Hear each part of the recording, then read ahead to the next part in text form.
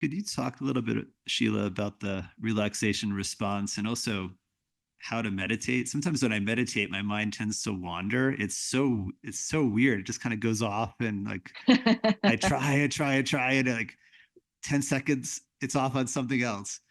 Yeah. How can we do this better? Before I get to the relaxation response, we'll just give you an A plus for being human because um, about almost half the time our minds wander, right? So we're doing one thing and our mind is someplace else. And the interesting thing is that if we are trying to sustain focus on a task, we're using our frontal lobe, right? We're using executive function, frontal lobe, sustaining attention, working on this task. And then our mind wanders.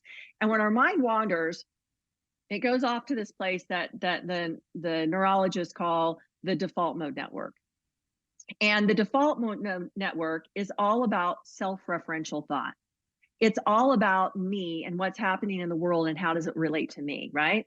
And we can get really lost in the default mode network, right? That's where ruminations happen. That's where craving happens. That's where all of that just random thoughts happen, right? But then we have another area of our brain that's like, oh no, that's not where you wanted to be, right? Come on back over here to the frontal lobe, right? So when we do the relaxation response, the two steps of the relaxation response, which counter the stress response. So in the lab, we know that we have a physiologic stress response, right?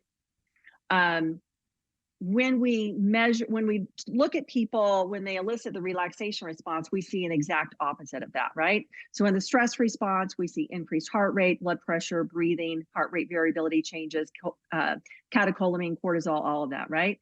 And when we elicit the relaxation response, we see heart rate goes down, blood pressure goes down, breathing slows, change in heart rate variability, lots of changes in the body, right? Cortisol comes down.